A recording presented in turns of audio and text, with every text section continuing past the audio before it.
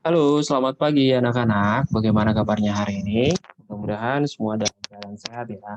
Anak-anak, Bapak mau sampaikan bahwa sekarang kalian sudah kelas 3. Sudah? Kalian sudah kelas 3, itu artinya kalian sudah bertambah atau naik satu kelas.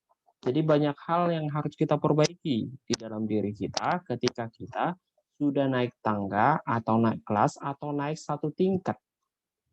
Artinya kita yang dahulu sepertinya masih kurang belajar, kita harus lebih giat lagi. Kita yang dahulunya masih terkadang malas-malasan, kita harus lebih giat lagi belajarnya. Kita yang kemarin-kemarin itu masih acuh tak acuh, sekarang kita harus memberi perhatian lebih. Supaya apa? Supaya kita mampu belajar dengan baik, mendapatkan nilai yang baik, dan kelak kalian menjadi orang-orang yang berguna, yang sukses, yang bisa meraih cita-cita kalian. Oke anak-anak, hari ini di pertemuan pertama bagi kelas 3 di ruang pendidikan agama Kristen, terlebih dahulu sebelum kita memulai pelajaran kita, mari Bapak mengajak kalian untuk berdoa bersama. Mari tundukkan kepalanya, kita berdoa. Bapa dalam surga, kami berterima kasih dan bersyukur atas kebaikan Tuhan dalam hidup kami. Tuhan Yesus, di hari pertama di ruang pelajaran pendidikan agama Kristen hari ini, Tuhan berkati kami semua untuk mengerti pelajaran kami dengan baik. Tuhan berkenanlah memberikan kami kepintaran, kecerdasan, terlebih Tuhan berikan kami kesehatan. Dan juga tidak lupa kami berdoa untuk orang tua kami, Tuhan berkatilah mereka dengan kesehatan dan juga rezeki, untuk mampu mencukupkan dan mendidik kami ke jalan yang Engkau inginkan. Terima kasih Bapa dalam surga, kami siap untuk belajar. Di dalam nama Yesus kami berdoa. Amin. Oke anak-anak semuanya, sebelum kita memulai pelajaran kita akan bernyanyi satu lagu. Lagu kita ialah Selamat Pagi Bapak. Pelan-pelan diikuti ya, pelan-pelan, dan kalian bisa bernyanyi bersama dengan Bapak.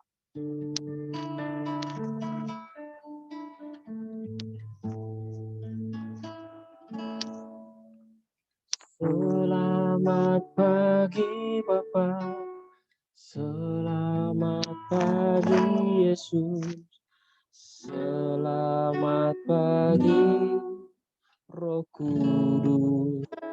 Terima kasih.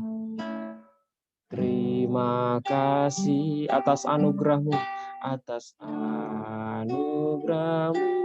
Semalam telah berganti, semalam telah berganti. Ku bersyukur, ku bersyukur, ku bernyanyi, memuliakan nama-Mu. Allah Bapa, Allah Bapa, Putra dan Roh Kudus, Putra dan Roh Kudus. Terima kasih. Sekarang ikuti Bapak bernyanyi ya. Selamat pagi Bapak. Selamat pagi Bapak. Selamat pagi Yesus. Selamat pagi Roh Kudus. Terima kasih atas anugerah-Mu. Semalam telah berlalu, ku memuji, ku bersyukur, memuliakan nama-Mu. Allah Bapa, Putra dan Roh Kudus. Terima kasih. Allah Bapa, Putra dan Roh Kudus. Terima kasih. Anak-anak sekalian, Di pertemuan pertama dalam pelajaran pendidikan agama Kristen di ruang jarak jauh ini, kita akan mempelajari satu topik yang sangat menarik dalam pelajaran agama kita. Kalau dalam pelajaran kelas 2 kita banyak berbicara tentang bagaimana menghormati orang tua, menghormati sesama, bagaimana berperilaku baik bagi orang tua dan juga berperilaku dan berguna bagi sesama. Dan hari ini kita akan belajar sesuatu yang sangat menarik sekali. Coba perhatikan semuanya ya. Bapak akan tunjukkan kepada kita apa yang akan kita pelajari hari ini. Sudah? Ditunggu sebentar.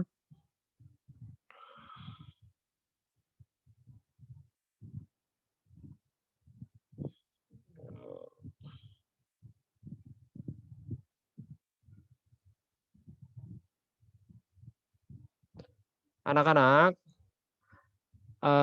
Bapak yakin semua siap, kalian semua siap untuk mengikuti pelajaran hari ini ya? Atau ada yang sedang sakit? Ada yang sedang sakit? Enggak kan? Semua dalam keadaan sehat kan?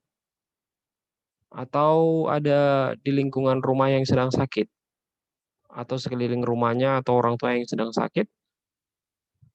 Pasti mungkin tidak ada yang sakit. Jadi oleh karena itu, Bapak meminta kalian dan mengingatkan kalian terus-menerus untuk mengikuti protokol kesehatan ya, yang dianjurkan oleh pemerintah bagi kita. Supaya apa? Kita juga turut serta untuk memutus mata rantai perkembangan dari virus corona ini. Oke, anak-anak sekalian, kita akan belajar hari ini tentang bagaimana Allah menciptakan alam semesta. Kita perhatikan di sini. Bapak sudah bagikan buku digitalnya di grup WA, jadi tolong diperhatikan nanti dibaca dari sanalah pelajaran kita juga. Jadi Bapak juga mengambil pelajaran kita dari sana. Allah hadir dalam alam semesta. Itulah adalah pelajaran kita yang pertama pada pertemuan pertama di ruang pendidikan agama Kristen kelas jarak jauh ini. Allah hadir dalam alam semesta. Apa maknanya Allah hadir? Atau apakah artinya itu hadir? Jadi kalau Bapak bertanya seperti ini, misalnya anak kelas 3,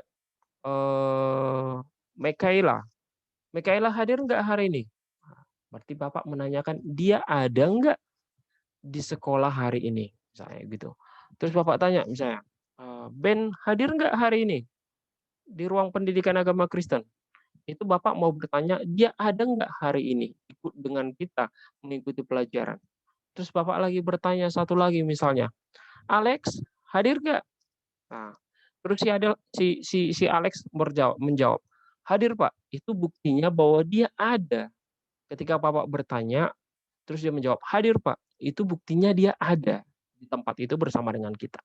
Jadi sebagai contoh, misalnya kita di dalam sebuah ruangan kelas, anak-anak, dalam sebuah ruangan kelas, kita duduk, Bapak di depan, Bapak bertanya, misalnya, Mikaela hadir nggak? Nah, terus teman-teman jawab, tidak hadir Pak, berarti dia tidak datang ke sekolah. Terus Bapak bertanya, Ben hadir nggak? Sakit Pak, berarti dia tidak hadir juga. Terus Bapak bertanya terakhir, Alex hadir nggak? Hadir Pak, berarti Alex ada di situ. Jadi kalau dikatakan Allah hadir dalam alam semesta, itu mempertanyakan bahwa apakah Allah itu ada dalam alam semesta? Apakah dia berkuasa dalam alam semesta? Jawabannya adalah dia ada dan dia berkuasa karena dialah yang menciptakan alam semesta. Jadi kalau ditanyakan Allah hadir dalam alam semesta, dia hadir karena apa? Karena dia adalah pencipta alam semesta. Nanti kita lihat bagaimana bukti-bukti Allah hadir dalam alam semesta. Mengapa dia hadir? Karena dia adalah pencipta alam semesta. Bahan Alkitab yang akan kita pelajari anak-anak pada pertemuan pertama itu dari Kejadian 1 ayat 1 sampai 11. Terus Mazmur 121 ayat 6 Mazmur 121 ayat yang ke-6 ya. Dan hari ini anak-anak kita akan melihat seperti apa kita mempelajari bukti kehadiran Allah itu. Pada mulanya dalam Kejadian pasal 1 ayat 1 dikatakan, pada mulanya Allah menciptakan langit dan bumi. Sungguh indah alam raya ciptaan Allah ini, dari kisah tentang penciptaan alam, kita mengetahui bahwa Allah begitu baik kepada kita. Ia menciptakan semua yang ada di dunia ini untuk manusia. Ingat, pada Kejadian pasal 1 ayat 1 dikatakan, pada mulanya Allah menciptakan langit dan bumi.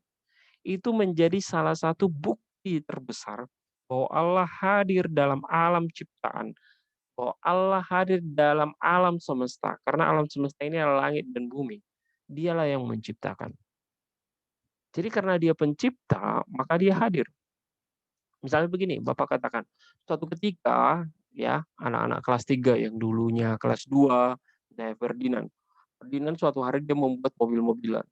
Dia mencari bahan-bahan bekas, terus dia bikin ban, dia bikin kepala mobilnya, terus dia bikin bodi mobilnya atau badan mobilnya, terus setelah itu rampung, terus dia bisa pergunakan gitu.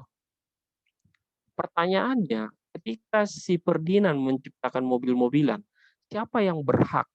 Siapa yang berkuasa atas mobil-mobilan itu? Pasti si Ferdinand, bukan temannya. Karena apa? Karena si Ferdinand yang membuat mobil-mobilan itu. Jadi kalau dikatakan Allah menciptakan langit dan bumi, berarti siapa yang hadir, siapa yang berhak, siapa yang berkuasa atas langit dan bumi? Ya Allah sendiri. Seperti Ferdinand tadi, misalnya dia membuat sebuah mainan, pasti itu punya dia, pasti itu milik dia. Jadi siapa yang berhak atas mainan itu? Ya si Ferdinand. Jadi Allah menciptakan langit dan bumi. Dikatakan dalam Kejadian pasal 1 ayat 1. Berarti siapa yang berhak atas bumi? Siapa yang memelihara bumi? Siapa yang menjaga bumi? Siapa yang hadir untuk melihat bumi, memantau bumi senantiasa? Yaitu Allah sendiri. Tidak ada yang lain. Tidak ada Allah yang lain. Hanya satu Allah. Yaitu Allah kita. Allah Bapa. Yaitu Allah kita, Tuhan Yesus. Dikatakan seperti ini, kita mengetahui bahwa Allah begitu baik bagi kita. Ia menciptakan semua yang ada di dunia ini untuk manusia. Misalnya, terang yang diberikan, nama siang diciptakan supaya manusia bisa bekerja dalam gelap, bisa bekerja, dan gelap diberi nama malam, diciptakan supaya manusia bisa beristirahat. Ciptaan Allah itu banyak sekali, ya. Tetapi di dalam Kejadian pasal 1 ayat 1 sampai 11 itu menceritakan sebuah penciptaan, yaitu Allah menciptakan langit dan bumi sampai hari terakhir, ya. Hari yang keenam Allah menciptakan binatang-binatang yang ada di darat, kemudian Allah menciptakan manusia. Terus nomor 2, langit diciptakan oleh Allah untuk membatasi air yang ada di atasnya dan air yang ada di bumi. Bapak jelaskan nomor 1 terlebih dahulu. Allah menciptakan semua yang ada di dunia ini untuk manusia. Yang pertama yang ciptakan Allah, dalam buku ini dikatakan Allah menciptakan terang yang dinamakan siang. Coba bayangkan anak-anak, seandainya Allah tidak menciptakan terang. Apa yang terjadi? Coba bayangkan anak-anak, seandainya tidak ada terang di dalam dunia. Sepanjang hari gelap gulita, sepanjang tahun gelap gulita. Ya Bapak nggak bisa lah melihat wajah gantengnya si Ferdinand. Bapak nggak bisa melihat wajah cantiknya si Misha, ya, si Marsha, ya. Bapak nggak bisa lihat wajah cantiknya si Marsha karena gelap gulita. Bagaimana kita bisa melihat benda-benda? Bagaimana kita bisa pergi ke sekolah? Bagaimana kita bisa melihat orang tua kita, melihat teman kita kalau semua gelap gulita? Tentunya kita membutuhkan terang dan Allah memikirkan semua yang baik yang dibutuhkan oleh manusia. Dan Allah memberikan yang namanya terang. Lawan daripada terang, Allah memberikan itu gelap. Kenapa Allah memberikan gelap? Supaya manusia mengingat bahwa mereka harus beristirahat dari pekerjaan mereka sementara waktu. Sudah, gelap itu diberikan untuk tempat kita beristirahat, waktunya kita beristirahat. Yang kedua, kita akan melihat yang diciptakan Allah yang sangat dibutuhkan oleh manusia, yaitu langit. Langit itu untuk membatasi air yang ada di atasnya dan air yang ada di bumi. Langit itu tempat meletakkan matahari, bulan, dan bintang-bintang. Pernah tidak kalian melihat langit-langit rumah? Itu plafon rumah. atau asbes rumah itu. Pernahkah kalian melihat itu? Demikianlah langit di luar angkasa sana. Kita tidak sampai, mata kita tidak sampai melihat langit itu di luar sana. Tapi langit itu memiliki fungsi. Fungsinya ialah tempat di mana air dipisahkan dari air yang ada di atas bumi dan juga air yang ada di bawah bumi. Terus langit itu tempat meletakkan matahari. Di sanalah matahari ada. Tempat diletakkannya bulan, bintang-bintang. Coba bayangkan langit-langit rumah kalian, plafon, apa yang ditempatkan di sana? Pasti lampu, ya kan? Terus apalagi yang diletakkan di sana? Paling mungkin lampu, terus hiasan-hiasan. Pasti itu diletakkan di atas. Jadi langit itu berfungsi untuk letak sebagai letak tempat uh, benda-benda penerang daripada alam semesta. Terus yang ketiga yang diciptakan Allah yang juga sangat berguna bagi manusia ialah laut dan daratan.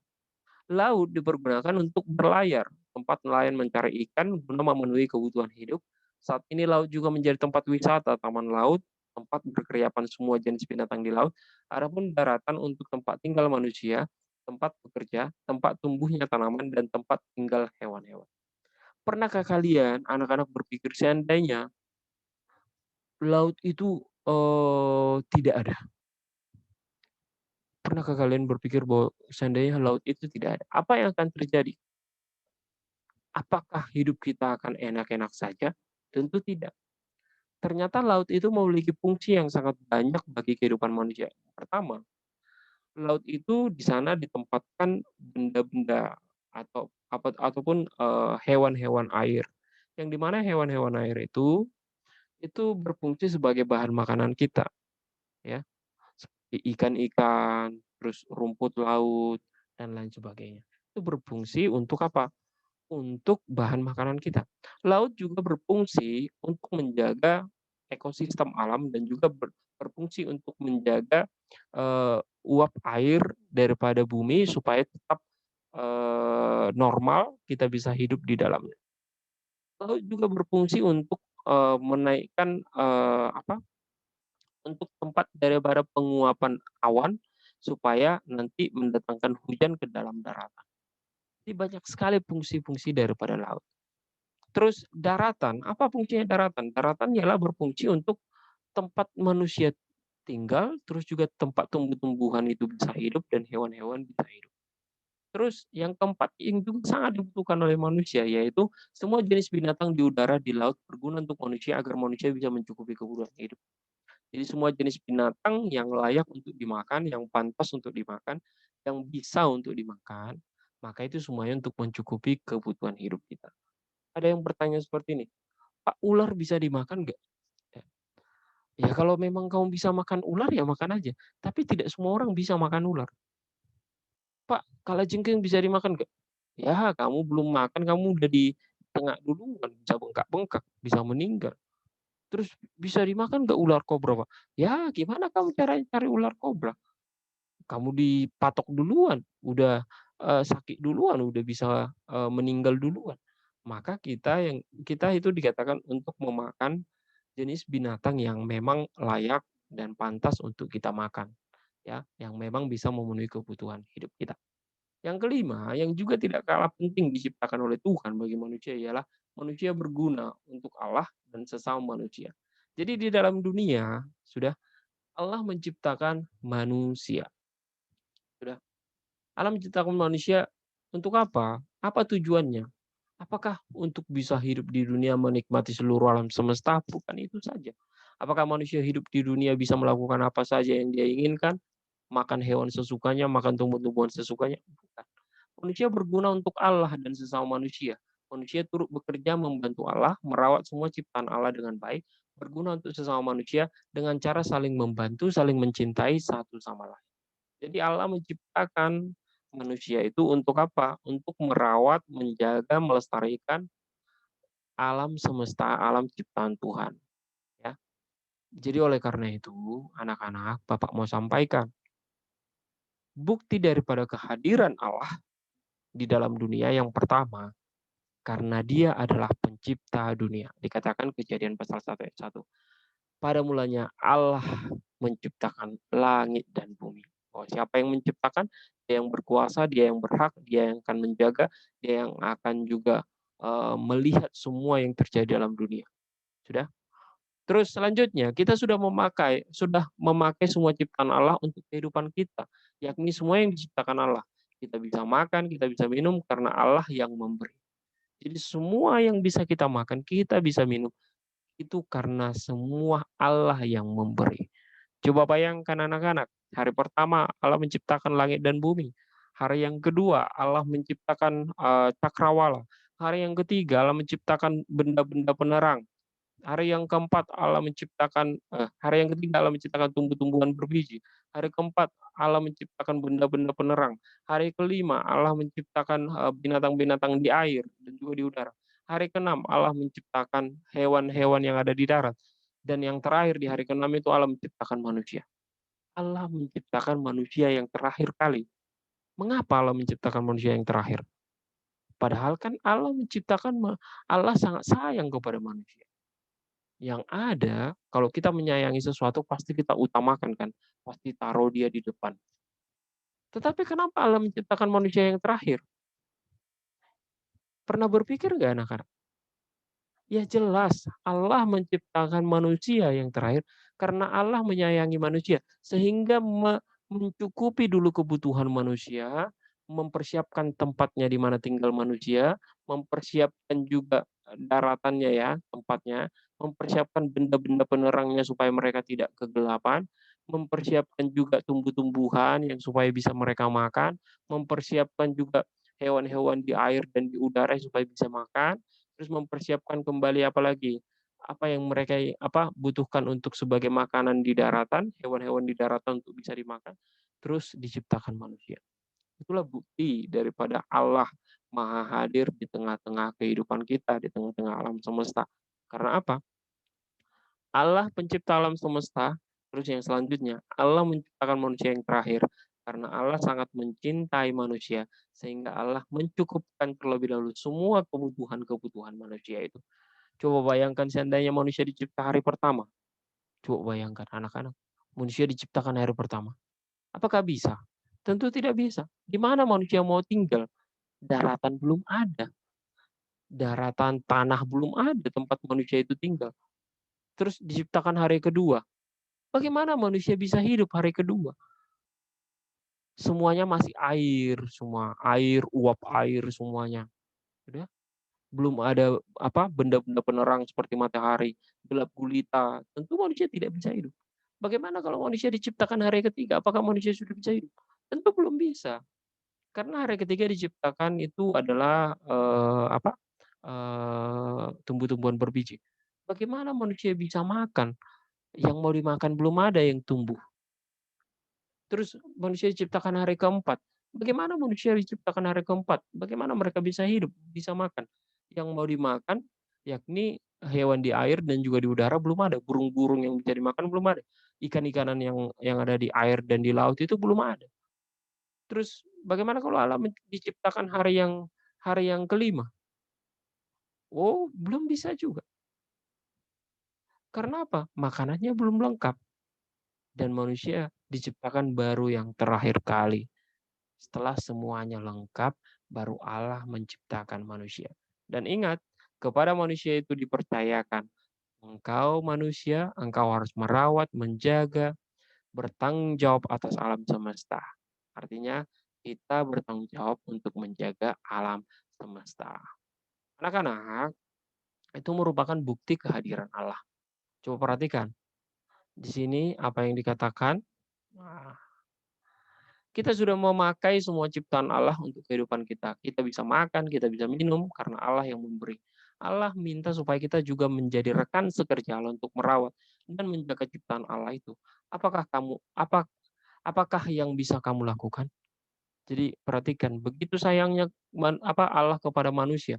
Kita diciptakan yang terakhir supaya terpenuhi terlebih dahulu semua kebutuhan kita. Sekarang pertanyaannya, Allah meminta kita untuk menjadi rekan sekerja Allah yang bertanggung jawab untuk menjaga, merawat alam ciptaan Tuhan itu.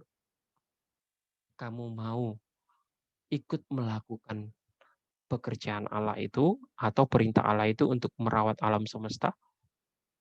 Bagaimana Ferdinand, bagaimana Marsha, bagaimana Hendro? Apakah kalian mau?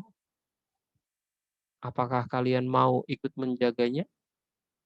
Atau jangan-jangan di antara kalian masih buang sampah sembarangan, gitu? Masih merusak tanaman, terus udah dilihat bunga yang bagus dipetikkan, terus dirusak, diinjak-injak tanaman. Apakah kalian masih seperti itu? Kalau kalian masih seperti itu, berarti kalian belum bersyukur, belum mensyukuri dan belum bersyukur atas alam ciptaan yang Tuhan berikan bagi kita. Anak-anak, kita akan mengenal nanti bagaimana fungsi daripada tumbuh-tumbuhan, bagaimana fungsi daripada hewan-hewan bagi kehidupan manusia, bagaimana fungsinya tumbuhan, sayuran, buah, dan lain sebagainya, bagaimana fungsinya hewan-hewan, ayam, terus juga kerbau, sapi, terus juga nanti gajah, terus semua binatang-binatang di laut dan di udara bagi kelangsungan kehidupan kita. Apakah kita bisa hidup tanpa mereka? Nanti kita akan belajar. Anak-anak, mari bersyukur atas apa yang telah Allah buat bagi kehidupan kita. Pandanglah langit pada malam hari, kamu dapat melihat bulan bintang yang tidak terhitung jumlahnya. Sungguh sangat indah. Itu adalah keajaiban yang tidak ternilai karena Allah menciptakan bintang dan juga bulan untuk bisa kita lihat. Apakah kamu bisa menghitungnya? Tentu tidak bisa karena saking banyaknya.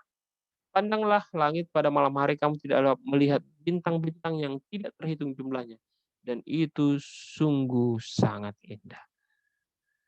Saya sangat bersuka cita melihat bintang-bintang di langit pada malam hari dan melihat pelangi yang timbul di sore hari setelah hujan. Terima kasih Tuhan, sungguh Tuhan sangat luar biasa. Anak-anak, pada pelajaran pertama bagian A ini, Bapak mau sampaikan kepada kalian semuanya, ya. Allah telah menciptakan alam semesta bagi kehidupan kita. Dan kita bisa tinggal di dalam alam semesta tersebut. Allah hadir 24 jam sepenuhnya, seluruhnya. Sudah, Allah ada hari ini di Cakung, daerah Cakung. Allah juga hari ini ada di daerah Jakarta, yang lainnya misalnya di Grogol, misalnya di Matraman. Allah ada di Indonesia, sekaligus juga hari ini Allah ada di Amerika. Allah ada di Amerika, sekaligus juga Allah ada di kota Manado. Allah juga ada di Jepang. Allah juga ada di China. Allah juga di semua negara dia Allah. Di semua belahan dunia dia ada. Di semua benua dia ada. Pada waktu yang sama, Allah hadir. Karena apa? Karena dia menciptakan sekaligus seluruh alam semesta ini. Jadi Allah tidak menciptakan Indonesia dulu. Dia tidak menciptakan negara Jepang dulu, tidak. Tapi dia sekaligus menciptakan seluruh dunia ini. Maka Allah hadir di segala tempat. Bagaimana Pak bisa Allah hadir hari ini di Jakarta? Terus dia tiba-tiba juga hari yang sama, jam yang sama, menit yang sama hadir di Manado, hadir di Jepang, hadir juga di Korea, hadir juga di Amerika Serikat, hadir di Inggris pada jam yang sama, menit yang sama. Dia adalah Allah. Anak-anak perlu diperhatikan. Dia adalah Allah yang menciptakan seluruh alam semesta. Jadi kalau alam semesta kita ini bulat seperti ini, dia melihat semuanya ini. Dia hadir di semua tempat. Sudah? Dia hadir di semua tempat, melihat semuanya. Karena dia adalah Allah. Kalian tahu anak-anak, Allah itu adalah sesuatu yang tidak terhingga. Allah itu adalah pribadi yang maha kuasa. Sudah beda dengan manusia. Manusia, kalau Bapak hari ini ada di rumah, tidak mungkin hari ini pada jam yang sama, waktu yang sama juga berada di sekolah. Atau misalnya si Ferdinand, hari ini dia ada di rumah. Tidak mungkin juga hari yang sama dia ada di Jepang. Tidak mungkin. Karena kita manusia, kita bukan Allah. Sudah, Allah itu maha hadir. Jadi jangan kamu berpikir ketika kamu berbohong, Allah tidak melihat. Jangan kau berpikir ketika kamu sudah keluar dari rumahmu, terus tidak dilihat orang tuamu, terus kamu berbicara kotor. Jangan berpikir Allah tidak melihat, Allah mendengar, Allah melihat. Mungkin orang tuamu tidak melihat karena dia bukan Allah, tapi Allah mengetahui. Oleh karena itu anak-anak sekalian, pesan pertama bagi kita ialah dalam pelajaran kita, pertemuan pertama dalam pendidikan agama Kristen, ruang pendidikan agama Kristen melalui jarak jauh, Allah hadir dalam alam semesta. Itu membuktikan dalam Kejadian pasal 1 ayat 1 dikatakan Allah menciptakan langit dan bumi. Apa buktinya Allah hadir dalam alam semesta? Karena Dia adalah pencipta langit dan bumi. Itulah yang akan kita lanjutkan nanti pelajaran bagaimana mencukuri anugerah Allah itu. Tugas kita anak-anak, yang pertama Bapak mau sampaikan. Tugas yang pertama dalam ruang pendidikan agama Kristen kelas 3 ini adalah sebutkanlah, tuliskan dalam bukunya ya, nanti dikirimkan melalui grup WA. Sebutkanlah penciptaan Allah dari hari pertama sampai hari ke-6.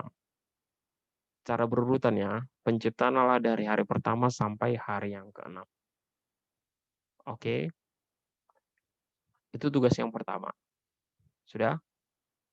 Tugas kita yang kedua ialah menghafalkan ayat Alkitab dari Kejadian pasal 1 ayat 1 dan ayat 2. Jadi Kejadian pasal 1 ayat 1 sampai 2. Sudah? Jadi yang pertama dipoto, yaitu urutan penciptaan hari pertama sampai yang ke-6. Terus yang kedua, membuat video menghafalkan ayat Alkitab Kejadian pasal 1 ayat 1 sampai 2. Oke anak-anak, itu saja tugas kita hari ini. Bapak meminta kalian untuk lebih serius lagi. Beberapa dari kalian yang semester lalu waktu kelas 2 itu seperti kurang serius, Bapak minta untuk bisa lebih serius dalam belajar. Oke anak-anak, mari kita berdoa. Bapa dalam surga, kami berterima kasih dan bersyukur atas kehidupan yang Tuhan berikan bagi kami. Kami sudah mempelajari ya Tuhan, ternyata Tuhan sangat baik bagi kami karena Tuhan menciptakan kami yang terakhir. Karena Tuhan mau mencukupi terlebih dahulu semua kebutuhan kami. Bapa dalam surga, kami sangat bersyukur atas hal itu. Ajari kami Tuhan menjadi anak-anak yang bertanggung jawab atas alam ciptaan Tuhan yang Tuhan berikan bagi kami. Ajari kami Tuhan untuk merawat alam ciptaan ini. Bagaimana kami Tuhan mampu untuk bertanggung jawab ikut menjaga dari hal-hal kecil yang bisa kami lakukan. Terima kasih Bapa dalam sorga, Tuhan berkati kami semuanya. Tuhan berikan kami kepintaran, Tuhan berikan kami juga kecerdasan. Terlebih Tuhan berikan orang tua kami kesehatan dan rezeki. Di dalam nama Tuhan Yesus kami berdoa dan bersyukur kepadamu. Amin. Anak-anak diperhatikan tugasnya yang pertama, menuliskan penciptaan dari urutan 1 sampai yang hari pertama sampai hari yang ke-6. Terus yang selanjutnya, membuat video menghafalkan ayat Kejadian 1 ayat 1 sampai ayat 2. Oke anak-anak, Tuhan Yesus memberkati. Shalom, shalom, shalom.